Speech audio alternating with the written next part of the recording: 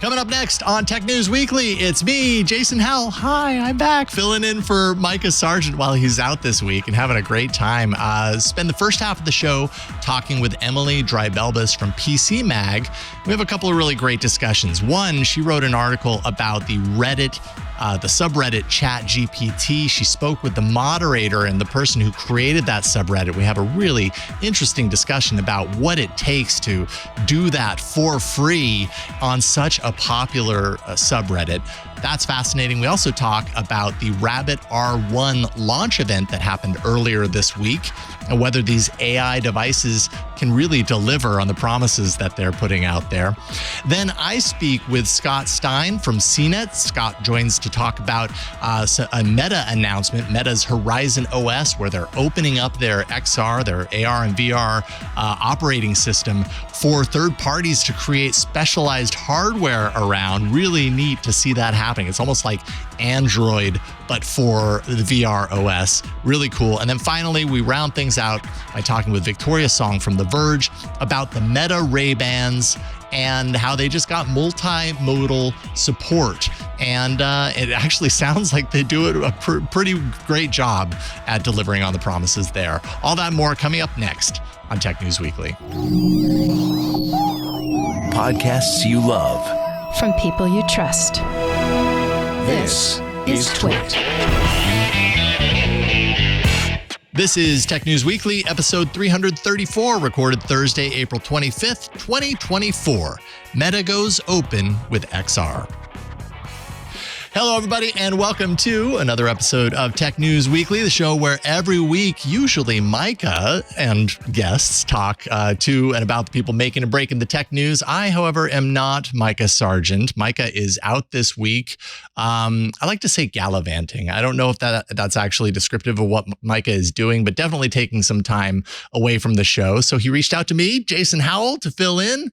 I don't know if you remember, I used to do the show with Mikah. Anyways, that was a while ago, but I'm back for this episode and I'm happy to be here. It's so great to be back in the studio. And I'm thrilled to be welcomed to welcome to the show Emily Dreibelbis from PCMag to be here for the first half of the show to talk about some really interesting things. How you doing?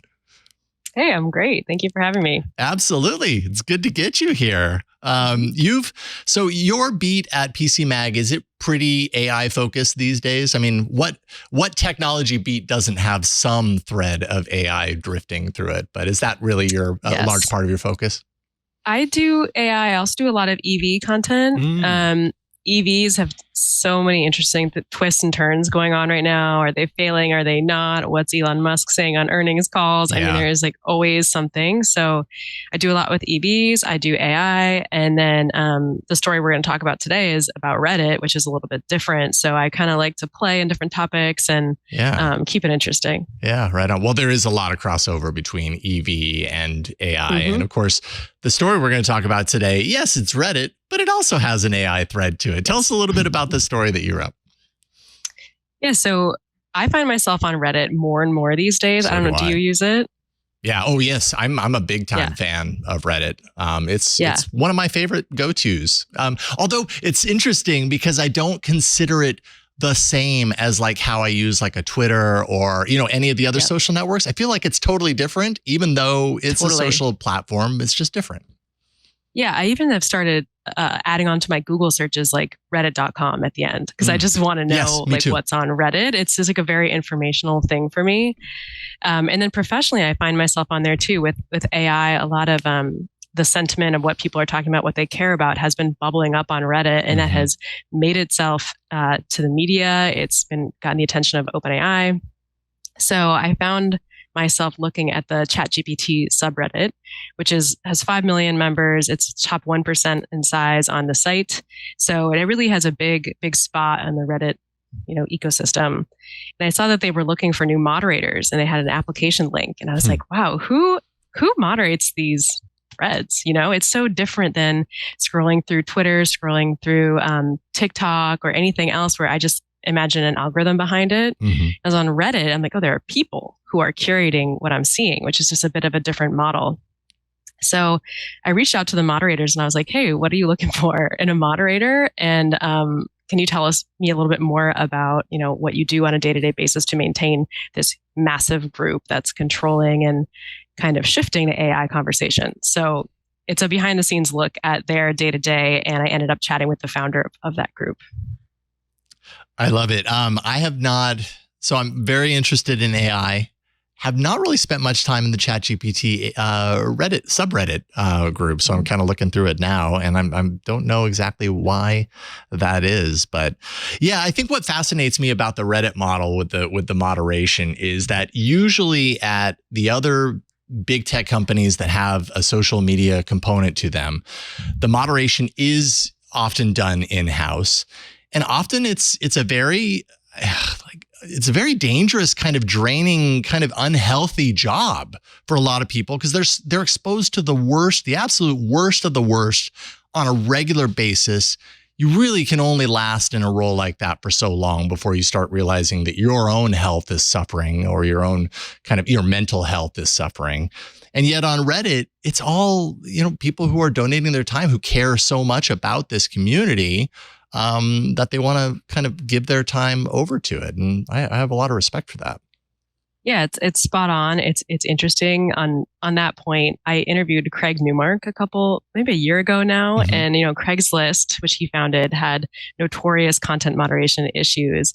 Sure. And Craig's an older guy now in his late 70s, and he's like telling me, what I saw trying to content moderate that site scarred me and will stay with me forever. And so it really affects the people behind it. And sometimes we don't hear about that when we see, Reddit just IPO'd. That's big news, and it's growing and growing and growing. But it's like, who are the people behind this? Mm-hmm. So just to get into it, basically, I get on the phone. It's 11 p.m. because this guy's in India, and I'm like, who is this? And I get on there, and he's like, yeah, so I founded this group. And I'm like, oh, wow, okay. He came to the call with the full story of this subreddit and all the facts and figures, the dates. He launched it right after ChatGPT kind of burst onto the scene in November 2022. It immediately started getting the attention of OpenAI and Microsoft, because people in the group were kind of testing the limits of what ChatGPT could do through a process called jailbreaking, trying to get it to kind of contradict itself, posting those on the group. And then they would find that OpenAI would sort of address those bugs and those concerns somewhat directly in their next, releases. So it really, this group, they're listening, they're watching. And Sam Altman even said, we're listening, we're watching, in an interview with the New York Times. And he was like, oh, it's great. No surprise that you have, hundreds of thousands of free beta testers. Yeah. So, so he wanted to be anonymous. He's a 23-year-old. He has a full-time job. He does this on the side, and he's also applying to grad school. So he logs in every morning and every night. He said it only takes him about 2 hours a day to comb through he has a queue and a feed where he looks at everything. He has to make decisions on how to curtail certain unhealthy patterns. People posting, a big issue for him is too many art posts, people going on Midjourney or going on ChatGPT and being like, look what I made, mm-hmm. And he really has to take command of it and figure out how to guide the conversation. And it's like this invisible hand kind of thing.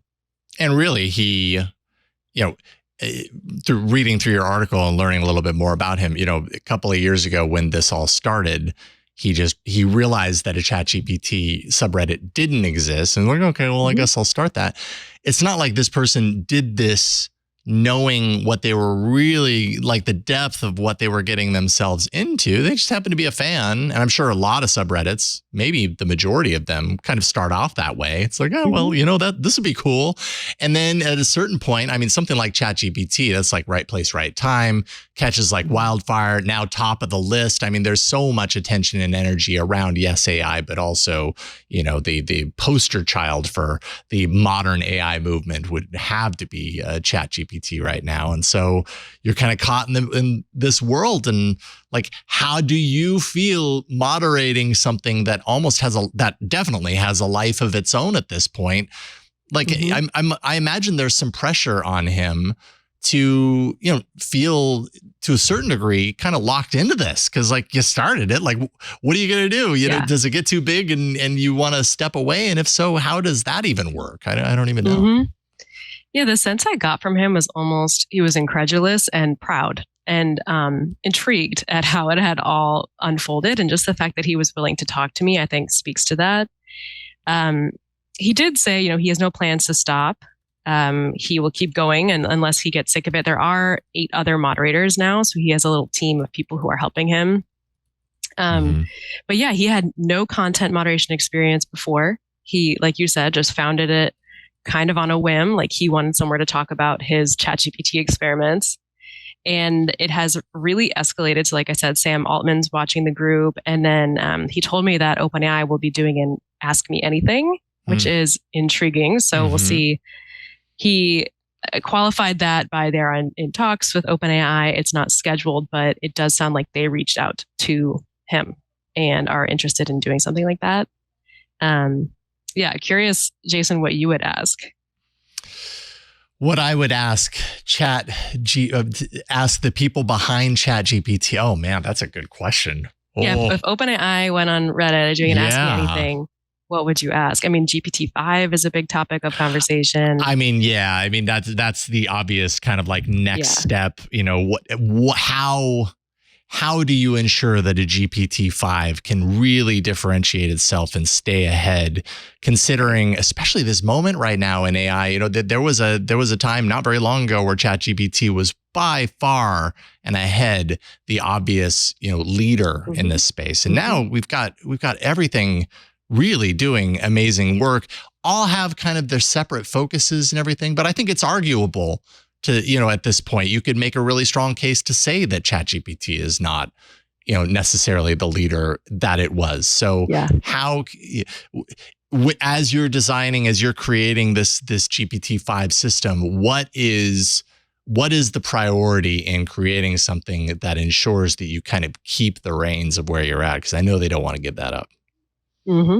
It's such a fair question. So I hope they do it and they ask, or they ask the group to host them. So, one other thing on the moderator, it's a really interesting detail. So when Reddit IPO'd, they gave moderators access to early shares and friends and family. Yes, that's right. You wrote about this. Yeah. So it just shows how important these moderators are. Like the guy I interviewed, I mean, they're just these people behind the scenes, but they are crucial to the business model. And I think Reddit's also thankful for them. I mean, they're unpaid. So they gave them access to these shares. But this guy who started this group, he's now doing, in talks directly with the company, has really escalated. He was unable to partake because he is not a US citizen. So he lost out on his ability to cash in on all these hours in this group that he has curated. And every single day, morning and night, he's assembled a team. He is, influencing AI conversation around the world, and he is still unpaid.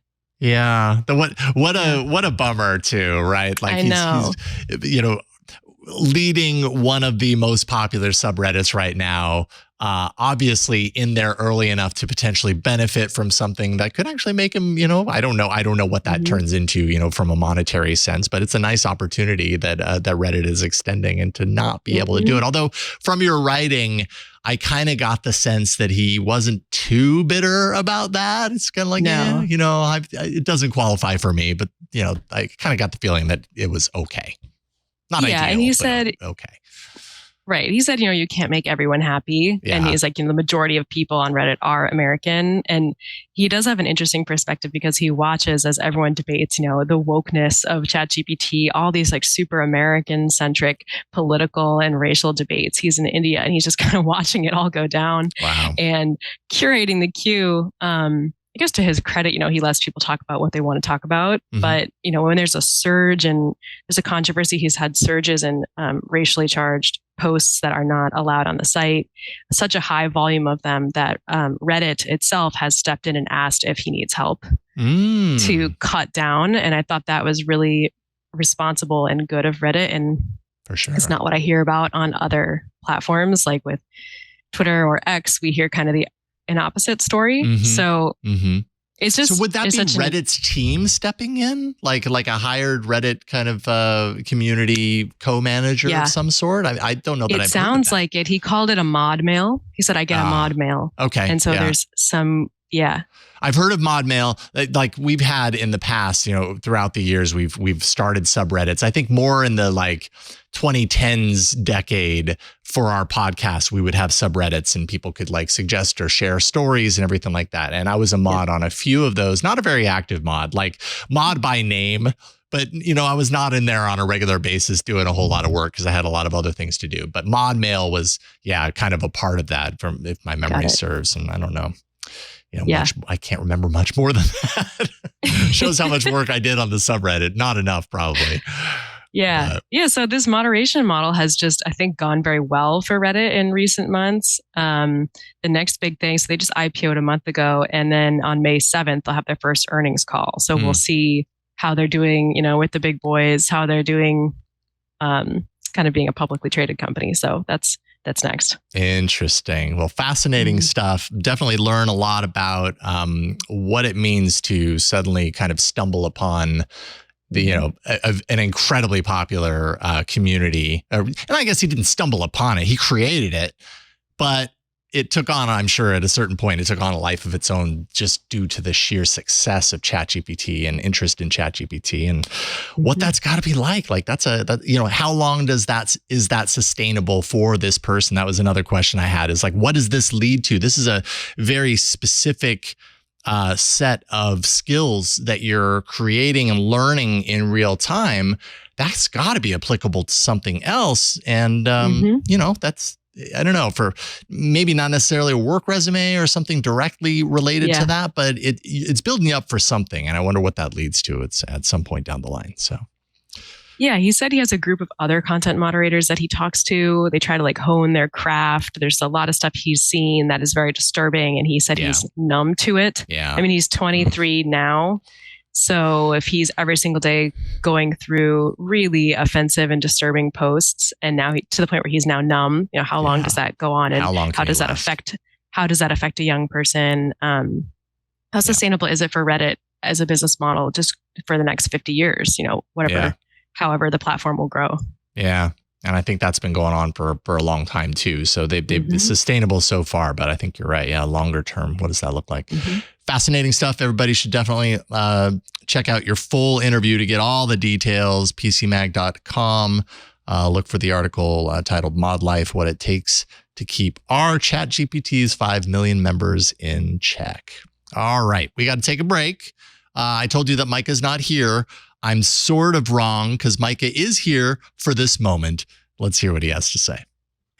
Hey folks, I hope you are enjoying Jason Howell's episode of Tech News Weekly. I know you are, and I will be back soon. But right now, I am in Memphis, Tennessee. And so I thought I would take a moment to do an ad break with you all.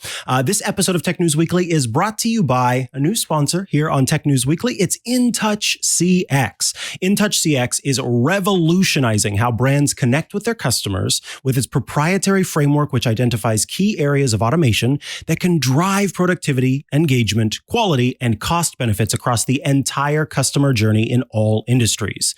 The experts at InTouch CX guide you through what many companies find overwhelming, where to start, who to work with, and what to prioritize first. So enhance your customer experiences with InTouch CX's industry-leading AI and automated solutions for all channels, voice, chat, and email support. Deliver more engaging and personalized experiences at every stage by harnessing the power of AI and automation. In pre-interaction, you can speed up email handling time by 30% by creating predictive email replies and using AI to automate easy work. You can do it during the interaction. Apply AI predictive analysis to boost agent productivity and increase customer satisfaction. And in post-interaction, achieve up to 82% resolution satisfaction by using generative AI to analyze all customer cases and develop smart response templates that improve accuracy, efficiency, and productivity. Unlock new opportunities between user experience, customer experience, and employee experience to see real improvements in the metrics that matter most. So, transform your business by anticipating what's next. Discover new ways of working and how InTouch CX's industry-leading AI and automation solutions can get you there. Learn more at intouchcx.com/twit. That's intouchcx.com/twit. All right, Jason Howell, take it away. All right. Thank you, Mikah. Good to see you. Have fun in Memphis, although we're going to see you again in a moment. But before we get there, let's talk a little bit more about a different aspect to AI. And I thought this has been kind of an interesting week, right? A couple of weeks ago, we saw the reviews break on the Humane AI pin. And let me tell you, if you were hiding under a rock, you didn't know, they were not good. This pin got slaughtered, destroyed. There was actually some controversy about that. And now this last week, the Rabbit R1, which is another AI assisted device, meant, kind of, it has like a very retro quality to it. It's really cool looking. It's a little plastic with a little screen, little rolly thing and a camera on it. And it's supposed to be kind of your portable AI assistant that does things that, yes, your phone can probably do, but does it without your phone, even though it's tied to your phone. I don't know. It's this moment in AI devices is a little confusing, and I'm here for it. But, I don't know what this all leads to. But anyways, that event happened earlier this week. I do have one on order. I'm not going to get mine until my understanding is the beginning of the summer. So I'm not on the first delivery, group of people to get them. Are any of these compelling to you so far, Emily? And if so, what is it about them that you're looking forward to? I've been watching this all and just loving it. I'm just totally interested in where this is going to go. Yeah. And to me, since I'm not reviewing these devices, I'm thinking about it more in just the question right now of when do we get free from our smartphones? Is there a time when we won't have laptops, we won't have cell phones like we have today? What would that world look like? Because I think there's so much research now that's showing that we are giving up a piece of our happiness, our peace of mind. For high school students, their GPAs are suffering. It's not without consequence what we're doing, despite how amazingly convenient all these devices are. So I feel like the fact that there are multiple products that are trying to not have screens and push us in a new direction is really compelling. It's also kind of, I don't know if funny is maybe too cruel, but it's they're all apparently terrible. So it's an interesting, intellectually I'm interested, but as a tech user, I'm definitely not going to buy one. Yeah, I mean, it's this thankless place, I think, for anyone going into the hardware design of a device like this right now, because no one really knows what this can be. But I think everybody recognizes that this moment in technology is big enough and feels like enough of a shift in what we're used to versus where we potentially are going, that it makes sense that there would be something new to come out of this, some sort of hardware, because hardware, a hardware device that we either wear on ourselves or have in our pocket. This is a paradigm that we're very used to at this point. The smartphone has really done that to us. And so it's easy to see why we feel like we need to figure out okay, well then what is an AI specific device? It's got to be something. And so the companies that are making these devices are coming up with all these different ways to differentiate, to, kind of try out based on the current models of AI that are definitely imperfect, to try and, make promises that they can deliver on. And I'm not certain that this stage of this development is such that they can actually deliver on a lot of the promises. I just don't know that the technology supports it yet. It might someday, but I'm not quite positive that it does completely right now. Yeah, it's the desire's there, but not the capability. Yeah. So what's your understanding of how they work? Well, I think it's very different on how the different ones work. Some of them, lean very heavily on sending data to the cloud, which was one big disadvantage for the Humane AI pin. If you saw any of the reviews, Marques Brownlee's being the one that most people talked about because he called it, I think he called it the worst tech product he's ever reviewed, which is that's pretty harsh. But it takes time, right? So I ask it a question for this thing that's supposed to be really fast. I tap it and I ask it a question, and then it's taking that.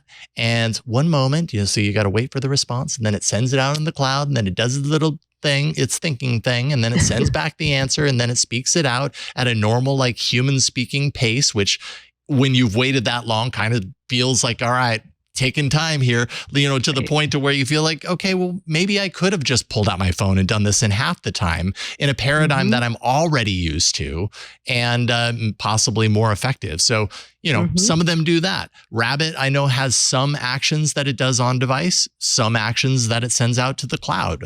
They're all different. And then within that soupy mix is, this whole idea of data privacy, who actually has access to the data when it goes out to the cloud? Is that secured? Is it encrypted? There's so many questions. Mm-hmm. Yeah, I've just been thinking a lot about where it's all going. And I recently read Ray Kurzweil's new book. Do you remember that guy? I remember that guy. I have not read the book though, but I'm curious about it.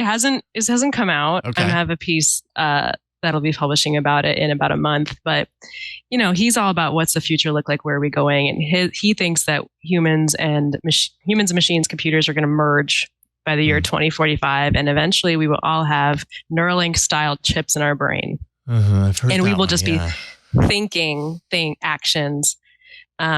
So if we think of it as a spectrum of like a cell phone, we go in there, we tap around, and we say like, oh, call Kevin. Okay, we call Kevin.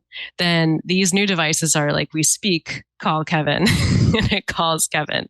Maybe in the very distant future, we'll think, call Kevin. I don't even know if there'll be calls at that point. Maybe we'll just like ET phone home to his brain chip or something. Yes, I know, right. What will that be called? I don't know. Yeah, but it's like, does this get us closer to that vision? Or is it a temporary distraction? I mean, he thinks in such broad strokes and such long term, whereas it's at a very different level than like the Marcus Brownlee, who's like reviewing it right now, right now, and comparing it to other devices. I guess maybe the voice technology, which has just always been bad in my opinion, is the downfall of these devices.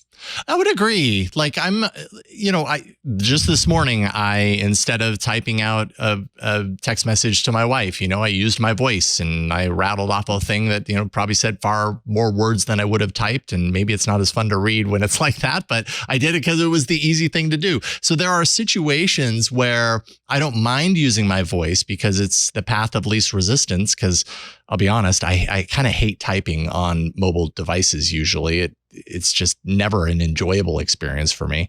But at the same time, a lot of what we probably envision these devices to be good at, we might also want a little bit of privacy in how we communicate that to them. And so then getting to the, Kurzweil theory or vision of the future that you're talking about, maybe that's where we do end up, which is, okay, well, talking has its benefits. Maybe it's a little bit faster, but it also, sprays that information out into the world. Anyone that's around you also knows what you're talking about, and it's not very discreet. Maybe we do get to a point where this stuff is done without the need for us to voice it, which also makes it faster. And if that's the case, do these devices, like you said, actually start to pave the way for that future? And actually, I think the question that I have is, do they pave the way for the start of that venture into the future more than the smartphone already does? And right now, I'm not entirely convinced that they do. Like, it's same, but different, Yeah, it's like, do we hate our cell phones or do we not? It seems like we like them very, very much because we spend so much time on them. We're borderline addicted to them. So, but do we secretly resent them? And we desire, this new device that's not as screen heavy and that seems to be more seamless with how our bodies just work. Like we say something and something happens.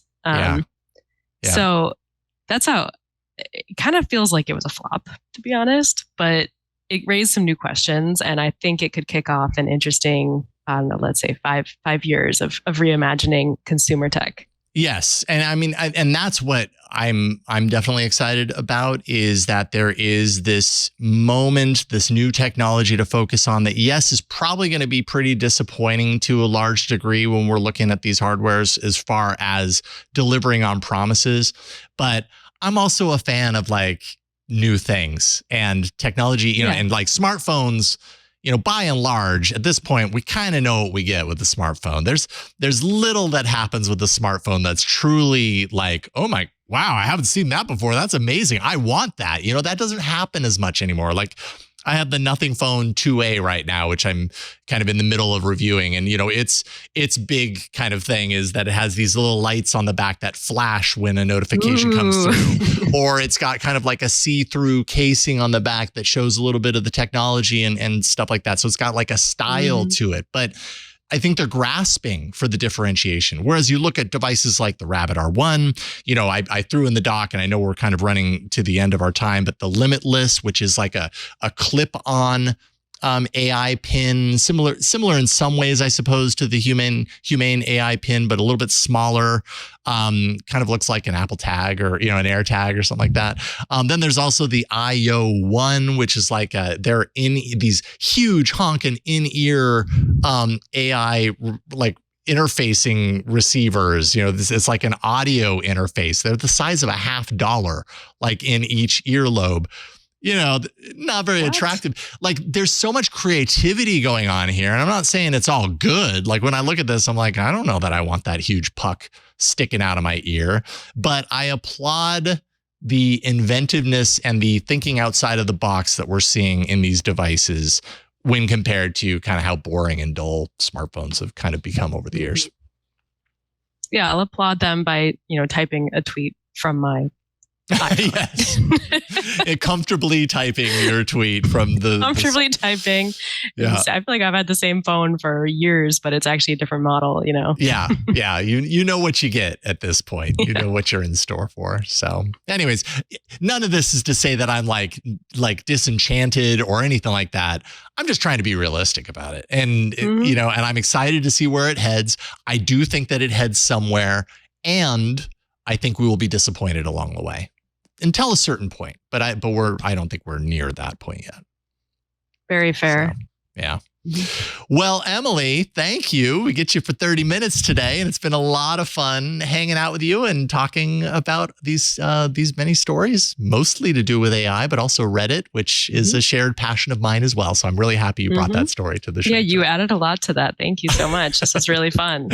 Thank you, Emily. Dreibelbis, PCMag.com. Go check out Emily's work there. And yeah, thank you. And I'm sure you'll be back. I think you're back, what, next month with exactly a month Mikah? From now. Yeah, like every fourth Thursday. Excellent. What a cool situation for the show. I love it. It's fun. Right on. Well, thank you again, Emily. It's great talking with you. We'll talk to you soon. All right. Take care. All right. Have a great afternoon. All right. And before we get into not one, but two interviews coming up, let's check back in with Mikah. All right, before we get back to the show, one more quick break. Jason Howell, thank you so much. I'm sure the show is amazing, but I do want to take a moment to tell you about ACI Learning, who are sponsoring this week's episode of Tech News Weekly. ACI Learning, they're the provider of IT Pro, binge-worthy, video-on-demand IT and cybersecurity training. With IT Pro, you will get certification ready with access to their full video library of more than 7,250 hours of training. Premium training plans also include practice tests to ensure you're ready before you pay for exams and virtual labs to facilitate hands-on learning. IT Pro from ACI Learning makes training fun. All training videos are produced in an engaging talk show format that is truly edutaining. So take your IT or cyber career to the next level, be bold, and train smart with ACI Learning. Visit go.acilearning.com/twit. Use code TWIT30 at checkout to save 30% on your first month or first year of IT Pro training. That's go.acilearning.com/twit and use the code TWIT30.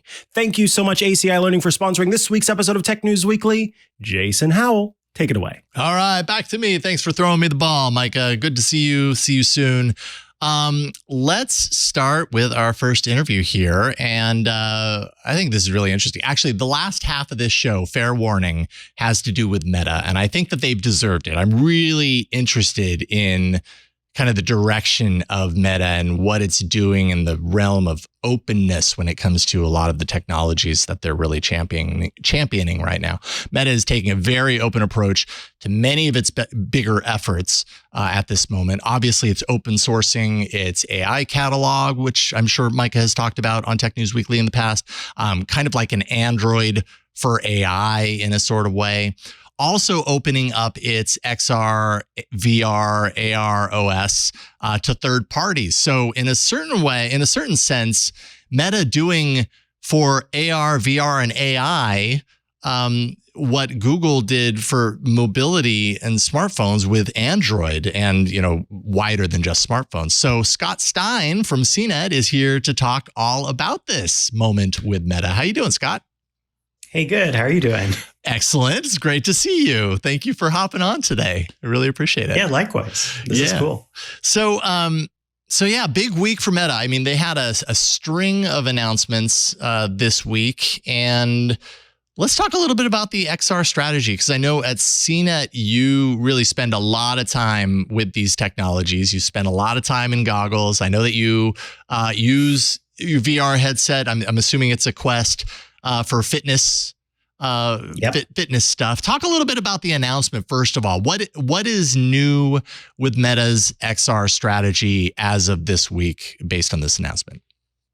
Well, it was a fascinating chess move, because what they announced was something that Andrew Bosworth, CTO of Meta, had kind of hinted to me in an interview I did with him a few weeks ago, but I didn't realize what he was saying there, because I was asking about whether the Quest family could expand into fitness. And he was talking about, there'll be different designs and different possibilities and different forms. And then they announced that they're opening it up to third parties. So there are different OEMs that are going to be making Quest-alike things running what they're now calling Horizon OS, but is basically the Quest, VR, AR software. And so, likely hardware partner Lenovo, who's been doing a lot of these things for years, is already in the mix. Asus and the Republic of Gamers, that ROG brand is going to be doing a gaming focused one, although you would say Meta is already doing a gaming focused headset. And Microsoft also gaming, that they talked about a branding partnership with an Xbox One, which is kind of wild on a number of levels, because even though it sounds, we'll get into that in a sec, but they are opening this up to hardware, but they're also suggesting, like you were saying, they're opening it up in other ways. That they've already been allowing Valve and Microsoft in for a lot of their services and apps, and there's been Steam Link, but there's suggestion from Mark Zuckerberg that a lot of this will run the apps you want to run. When he did an Instagram talk about it recently. And so it looks like maybe, running whatever apps, and they welcome the Google Play Store coming aboard at some point. There's been this tug of war behind the scenes about, Meta's wanted Google, and maybe Google hasn't wanted to go on board, but Google also has its own mixed reality headset partnership upcoming with Samsung. And so now there's the question of, is Meta positioning itself to try to align themselves even more with Samsung and Google to do this? And what will Samsung and Google's move be with this? But it does look like they are going to be Meta will be one of the most widespread and open XR presences out there in the landscape. Yeah, and it gets even more confusing. Like, as I'm listening to that, I'm like, all right, there's so many like chess move kind of directions that this all goes in. The Horizon OS is based on Android, right? So it's if I'm not mistaken, so it's Google's Android powering Horizon OS that might threaten, or influence in some way, shape, or form Google's own XR strategy, and it just kind of gets a little confusing. But I mean, I'd say that's a great position for Meta to be approaching this from, because I do think that the marketplace, this particular marketplace, could really benefit from having more of an open approach for the OS to start seeing some hardware differentiation that isn't a one size fits all headset, that, like you said, is like really heavy. I think the real kind of like key call out as far as like, oh, I totally get it, is the fitness headset. Throw an Oculus on your head with all the extra weight, and maybe it's an Oculus that you have to plug into your PC to do fitness or whatever, versus get a specialized headset that is lighter, that is designed for fitness. And that's just what it's really good at, and maybe it costs less. I don't know what the cost factor will be in all of this, but that really makes a lot of sense to me.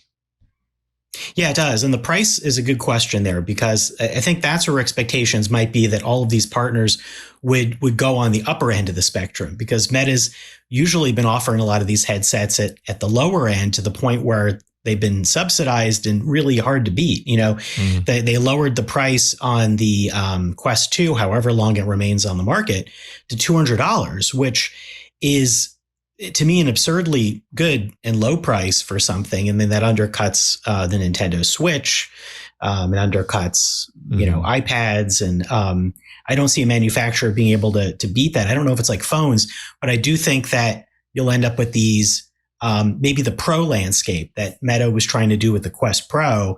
I wonder if they're maybe sort of seeding some of that here to manufacturers who could get the components for what they want, and that Meta doesn't have to try to build the perfect Apple Vision Pro competitor here, that they might be able to play in a lot of different directions. I think that's super interesting. And I wonder too, about the OS, as my mind keeps wrestling with this days later. Does the openness mean that they're sort of unbundling the software to move into other people's headsets? We haven't seen that yet, but would someday Meta want to put its software on a Vision Pro, or would Apple want that? Or, that's interesting. Or would, if Google puts its foot down and says, we're not putting a Google Play Store on Meta's headset, would Meta be open for putting some of its stuff onto the Google headset?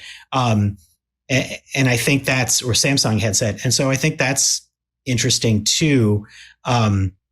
There's a whole bunch of parts of this. And the other part that I think about, which is like, we're entering this open landscape when we think about apps being all over the place, is again, the AI part. I think AI has been lurking in XR. You've seen wearable pins right now and glasses, and Meta's been very AI forward right now.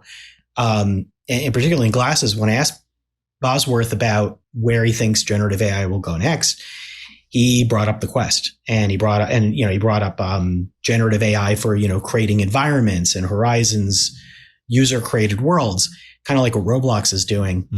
And, all those chips that Qualcomm made last year, they're all meant to be AI forward and AI specialized ones, even the one that's on the Quest 3 and will be on the Samsung Google one. And, I think I think about sensors and data and AI and who has that platform seems like an umbrella that's now the larger and more interesting one, even than where your app's at.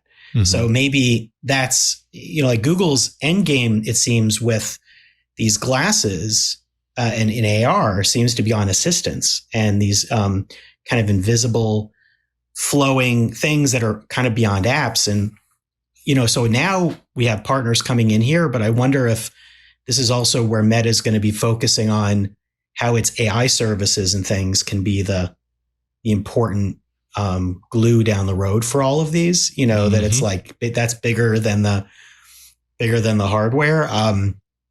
It's fascinating though. And I think at this time when there's no other, Quest is what people have at home. Quest has cemented itself. Whether or not people think of these as like for everybody, so many people have them and so many people know what they are, that I think it allows them to expand that. Vision Pro is such early days and so expensive, and Google and Samsung haven't even started yet. So I think that this catches them right before the developer conference, if they're going to even talk about that in this, Meta's flexing.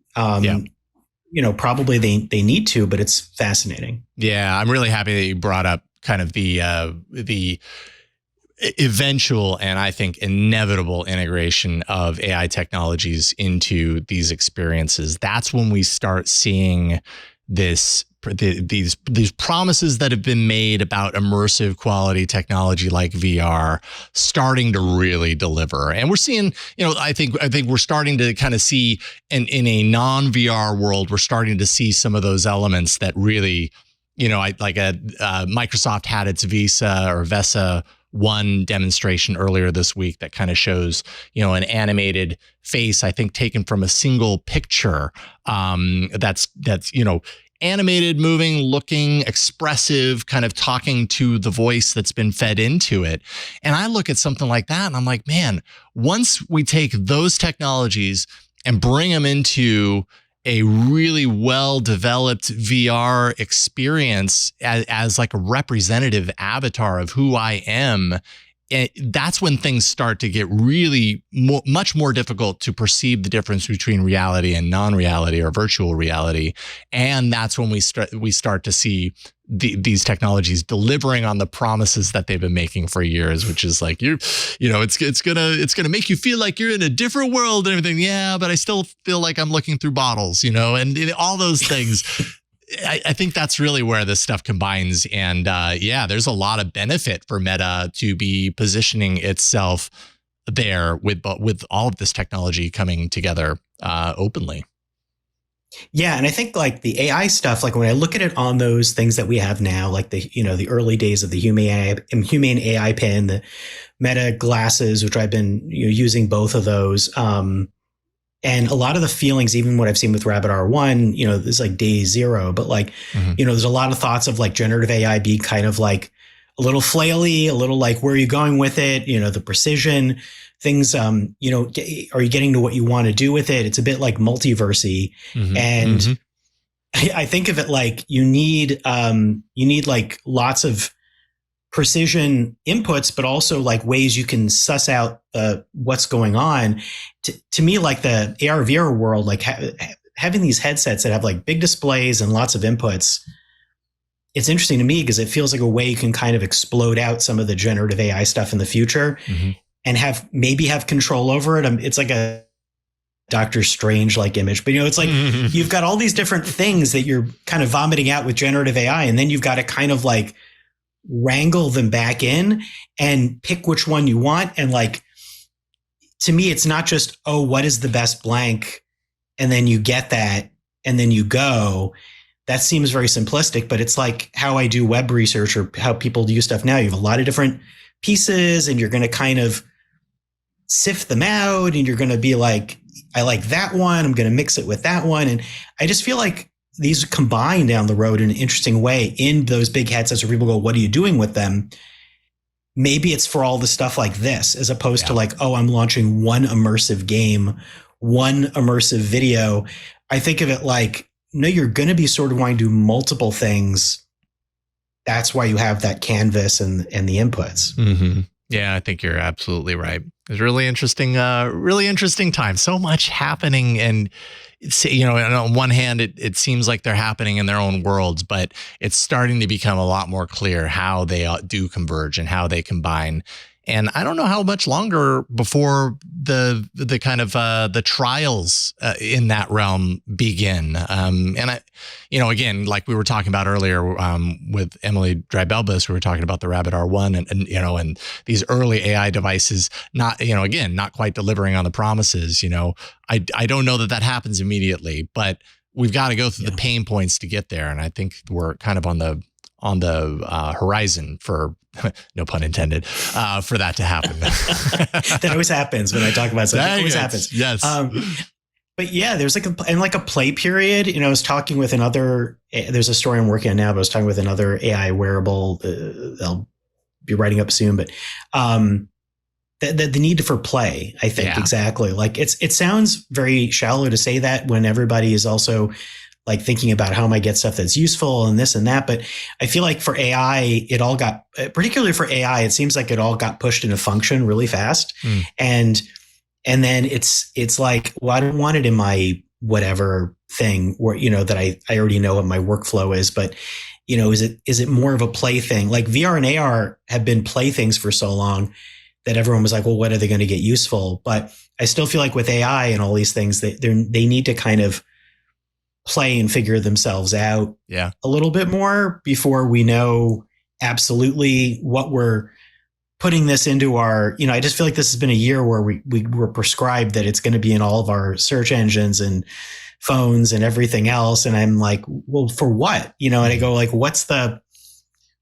to what end? And I know that it's fun to generate stuff with it, but, or it can be really annoy people or piss people off to generate stuff with it. But I think that that's, beyond that, there's a big road to figuring out how that can be helpful. It seems a lot bigger road than we've given it. Mm-hmm. And so maybe that's it. Maybe it's like more of a period of playing and experimenting. Yeah, I like that. Could use a lot more play in our lives, I think, with our technology right now. So that, I think you're absolutely right. Scott Stein writes for CNET and does a lot of work with all of these technologies that we've just talked about, and does excellent work. Scott, thank you for taking time to chat with me today about this. Appreciate it. Hey, thanks, Jason. It was great to chat. Yeah. And we'll catch up on this more soon. Absolutely. Yeah. Like every week, basically.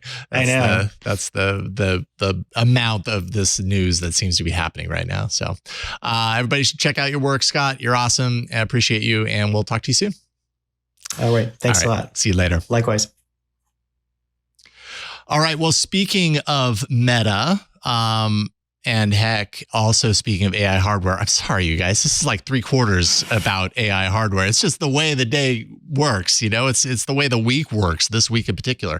Ray-Ban Meta smart glasses. And we're going to talk a little bit about this because they have some new capabilities, which I think is a pretty interesting big deal. I'm also realizing I think I need to pick up a pair of these glasses just to test them out, because when I think of kind of this moment in AI hardware, these might be near the top of proving that it can be successful, or proving that they can not make too many promises, but deliver on the promises that they do. Which is apparently a theme that keeps coming up on today's show. Victoria Song from The Verge is here to talk about some new features and what she thinks. Victoria, welcome back. Hey, thanks for having me. Yeah. So okay. First things first. Should I just get one of these? Is it worth it? I was looking at the price the other day. I was like, I could maybe justify it, but I don't want to be disappointed. I don't want to be let down. Are you let down by them, or are you pretty positive on them so far? I have not been let down by them. I just think you need to be very intentional about the type of glasses you get with them, because I have them as sunglasses, which means I don't get to use them quite as often as if I had gotten them with transitions or with the clear lenses. Mm-hmm. So if you're a super productivity user, I would actually just get the transitions, because then you can use them day in, day out. My spouse has a pair with the transition glasses, and you can't pry them from their hands. They're just they're so in love with these things. It's a little unsettling, because they're not it's really funny because my spouse is not into wearable tech at all. They're not into any of it, but that's telling though. That's really telling. That's so telling. It's so telling. They love them so much. And it's funny because they're on a trip with their dad to Texas right now. And I texted them. I was like, wait a minute. How was it like going through TSA with the Ray-Ban glasses? And they left because they were going to take them. They were taking them off going through security, and the TSA guy was like, "Wait, no! You can leave your glasses on." He's like, "Buddy, these have cameras in them. I'm taking them off." So, it's totally just mind blowing, because I go through a bunch of different gadgets in a day. I primarily use the Ray-Bans when I don't feel like running with contacts on, or it's super bright out. You just have this wonderful ability to have them as headphones, open ear headphones, which crucial if you're running outside. Yes. Don't want to get hit by a truck or anything like that. So have them out, great headphones, great sound quality. So I find them super useful in that context, because they're sunglasses. I myself have been I really should just go to my local optometrist and get the lenses switched out so that I can wear them more all day. Yeah. Yeah. Yeah. It kind of sounds that way. So And this is, so far, this is your experience using these with their kind of like pre-update functionality. I feel like the current update, which, by the way, for those who don't know, is multimodal support for the glasses, which we can talk about. I feel like that's a pretty significant upgrade. What do you think? It is. Yeah. Tell us a little bit about what that actually means with these glasses. So multimodal AI just basically means they're taking a bunch of different inputs and the AI is allowed to like interact with them. So I think the flashiest thing you can do probably is go, hey, Meta, look at this and tell me what it is or something like that. So I did it with my cat and I was like, hey, Meta, look at this and tell me what kind of cat this is. And the AI just goes in my ear and it's just like, well, this looks like a cat with unique striped markings and it's a tabby with bright orange eyes. And I was like, well, you know what? That is my cat. That is an accurate description of my cat. And other things you can do would be like, say, hey, take a look at these plants and tell me how often I should water them. And it'll tell you. Or you can do a little more conversational things like, hey, write an Instagram caption for my last picture. And just a bunch of things that you would ask maybe your phone's voice assistant if your phone's voice assistant was a little bit smarter than it is. And it's kind of a natural interaction because, well, you're wearing a pair of cameras on your face and you're actually looking at the world. So it kind of fits into the flow naturally. There's no like forced gestures you have to learn. Like with I briefly played around with the humane pin and that was just like, wait, what do I do now? What are the gestures now? Oh no, it's not like responding to my finger taps properly. What's going on there? There's nothing to really learn aside from how to speak to the AI in a way that it understands you. But it's a very interesting thing to play around with. And again, my husband was also part of the early access. And they have just been going to town, identifying every single car that they see on the street because they're a car nerd. So they'll run up to like a Corvette on the street and they'll be like, hey man, what model of Corvette is this? And then he'll turn around and he's like, oh, it got it right. Or, it got it wrong. And every time they do that, that's confirmation that they can trust it to do the next thing. And, that those kind of interactions I've noticed in my own experience, not with these glasses, but just with AI in general, those kind of interactions kind of light the spark for what else could I do? Oh, okay. Now I've got a little bit more trust. It's giving me a little bit more of what I expect out of it when I ask it these things.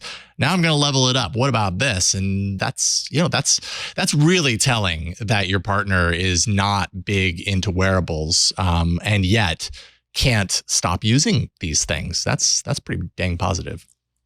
They're kind of an evangelist because they go to car meets and then everyone's like, oh, what are you doing? Because they're walking around like a little spy recording like stuff for content. And he's like, oh, my glasses, they do these sorts of things. And, people who make car content, who enjoy car content, they often have to wear a GoPro strapped to their head. Oh boy. So this is a much better implementation than having to do that. So, for his particular niche, that's great. But the one thing about the multimodal AI is just how confidently wrong it is sometimes. Oh, that's AI. That's in general. That's AI for you. Like I got a bunch of plants that I rescued from some friends with black thumbs and, they tend to be succulents. And I go, look and tell me what plants these are. And it told me like very confidently that I had aloe vera and echeveria and some other like types of succulents. And to the best of my knowledge, I do not have an echeveria. So I was like, you got that one wrong. That's not actually part of that. Like we have 2 Alfa Romeos. One is a sedan and one is an SUV, and it looks at the SUV and it's like, that is the sedan. And it's like, no, you got the model wrong. You got the car maker right. You got the model completely wrong, but it was very confident in giving me that answer. So it's just, what's striking to me is how when it works, it's in a way that's very intuitive. You're not standing on a street and asking a pin and waiting for 19 seconds for the pin to tell you what the name of the restaurant is. That's not what's happening. You're just kind of going along your way. You see a picture, you ask, You see something and you ask it what you're seeing. That's very like intuitive. That makes sense. So you kind of use it in a way that doesn't require you to adapt what you would have already been doing. So instead of taking out your phone and taking a picture and looking up something, you are just doing something that you would naturally. The one time it doesn't like work out so great is when you need the zoom, because you can't zoom in with the camera.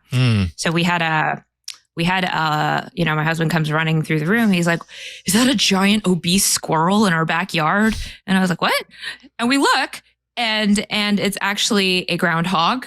And it was like this little contest. I was like, okay, I'm going to whip out my phone and I'm going to zoom in and I'm going to take a picture and then run it through the internet and see what it is. And they were just trying to take the picture. It wasn't working because the groundhog was too small in the picture. But then they took a picture of my picture and was like, okay, it's a groundhog. And so that was like a really funny instance of tech nerds just experimenting with the limits of the multimodal AI. Yeah. But I will say it's surprisingly intuitive, just that form factor. You're used to wearing earbuds and talking to your phone's assistant. Sure. So that's already built in. The camera aspect and what you see, it's already kind of built in. So I think that's very smart of Meta to put it in this particular package. Yeah, the way that we interact with devices is, I think, to a large degree going to determine how successful it is in the long run. If there's a steep learning curve on a particular syntax that you just got to speak the robot speak versus speaking the human speak in order for it to understand, or you have to remember to touch it with 2 fingers instead of 1 and make sure you do a slight swipe down at the end of it because that's what tells it to do this thing versus that. Like, those are all hurdles that a tech nerd, someone who really loves tech, most of the people probably listening to this show, they might be fine with that.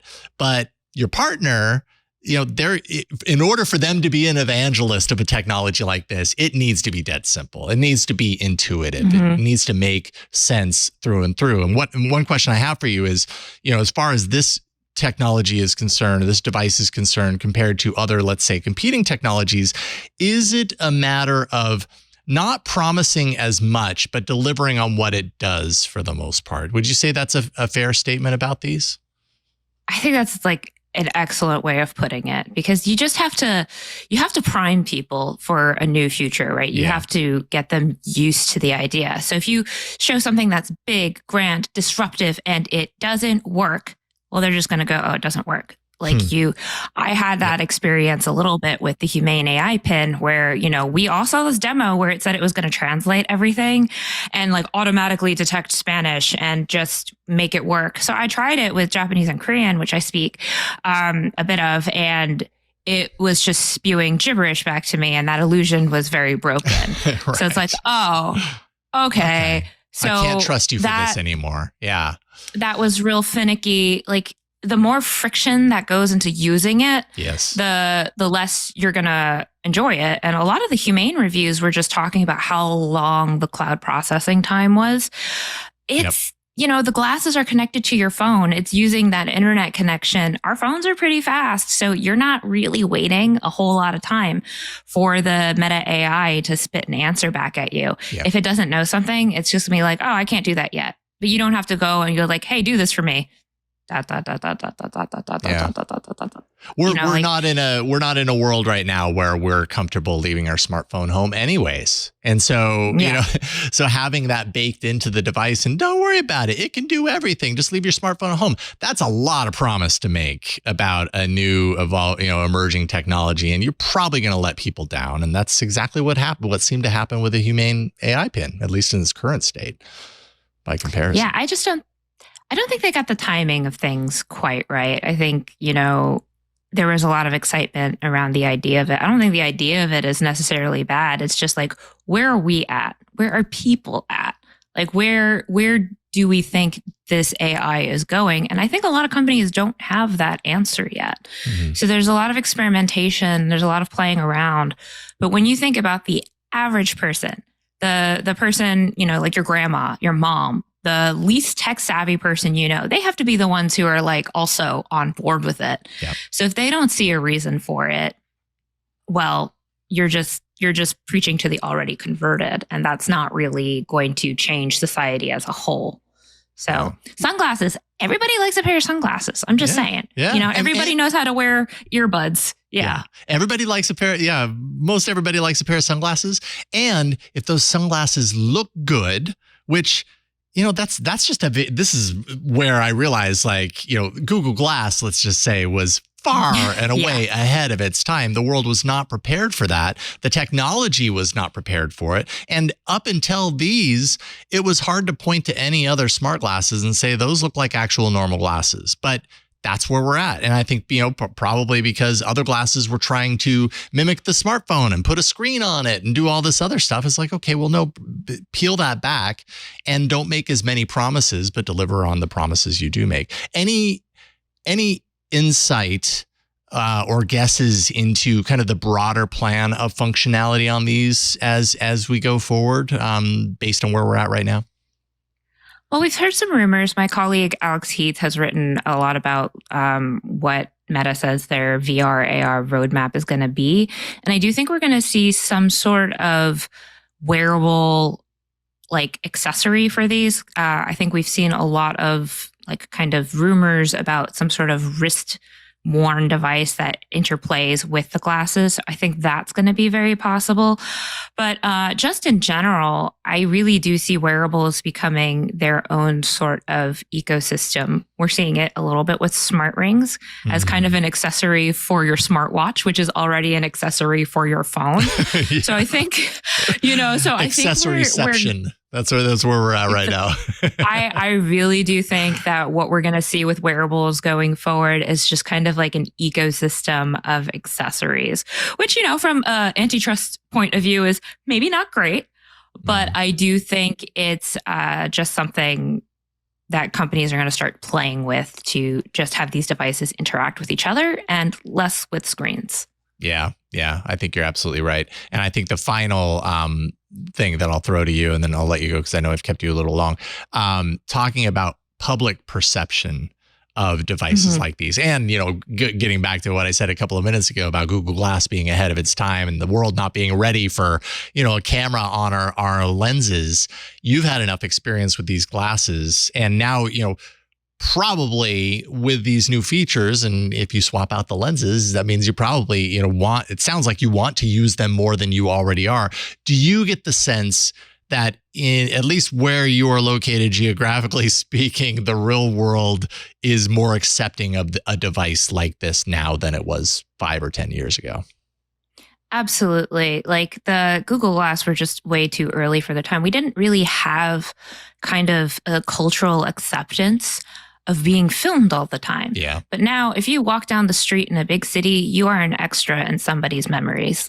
Somebody is filming something. Someone's on a FaceTime. You're in the background. You're constantly a background character in someone else's vlog. So just in general, I think we are a lot more comfortable with being out in public spaces, like public bathrooms. That's another that's another story. Take them glasses off when you go to the bathroom, please. That's a whole other story. Yeah. But, if you're out in a public space where there's a reasonable expectation that other people have phones, that other people know things are being recorded, I think we are a lot more immune or inured to that kind of privacy, not a violation, so to speak, but knowing that you don't really have that kind of privacy in public anymore, or even in a restaurant. There are TikTokers in restaurants these days just going oh my God, this is my day. This is what I'm eating in a restaurant. So is it really that different? I don't think so. So I think we're a lot more used to that idea. And that language has just been building over the past 10 years. So going forward, our idea of what's acceptable may be very different than what it is now. Yeah. Because it was very different than what it was 10 years ago. Yeah, 100%. Absolutely agree. Victoria, what a pleasure to get the chance to talk with you today. Victoria Song writes for The Verge. Definitely follow her work over there because she does great work. Thank you so much for joining me today, Victoria. Thanks for having me. It was a fun chat. All right. Right on. We'll talk to you soon. Or Mikah will probably talk to you soon, but maybe I'll talk to you soon as well. See you, Victoria. All right. Bye. Have a good one. Bye-bye. You too. All right. With that, we've reached the end of this episode of Tech News Weekly. What a fun show. I'm so happy to be able to drop in and do this. This show records every Thursday at twit.tv/TNW. That's where you can go to subscribe to Tech News Weekly in audio and video formats. And by the way, if you haven't heard, you can get your shows ad-free. That's right. That is possible. You want to check out Club Twit. In order to do that, $7 a month gets you every Twit show, no ads. You get an exclusive Twit Plus feed with extra content, stuff you can't find outside of the club, and a members-only Discord channel, which is just, it's so great. I'm so in awe of the Club Twit Discord. Let me tell you, I've tried to build my own, and it's hard getting the level of community that Club Twit has. It is so active. It is so vibrant. That right there is like one of the really big reasons that you should sign up. twit.tv/Club Twit, $7 per month, and you get so much. You can actually also subscribe to individual shows on Apple Podcasts, $2.99 a month. You can search for it there. You'll get the audio feed completely ad-free. As for me, if you want to find me, I'm all over the internet doing my own things these days, but you can check out, I have a new YouTube channel, youtube.com/@techsploder. I love that name. That's where you're going to find my AI Inside podcast, which, big surprise, I like AI. I talked about it a lot on today's show. My apologies if some of you out there were rolling your eyes, but I do a show with Jeff Jarvis every week called AI Inside. That's on the TechSploder YouTube channel. I have a new podcast launching next Friday. That is May 3rd, the TechSploder podcast, where I'm going to talk with people who are very familiar to you, I promise, about it's kind of like their origin story of technology. It's about bringing the humanity back into the world of technology. And I'm super pumped for that. So youtube.com/@techsploder, or you can find me on Twitter @Jason Howell and all the other social media platforms. Just search for me there. Big thank you to Mikah and Lisa for asking me to fill in for Mikah while he was out. This is just a heck of a lot of fun. Also, thanks to John Ashley, to Burke, to John Slanina, everyone here at the Twit Studio for making this happen. Mikah will be back next week on Tech News Weekly, and I'll see you next time. I'm Jason Howell. Take care, everybody.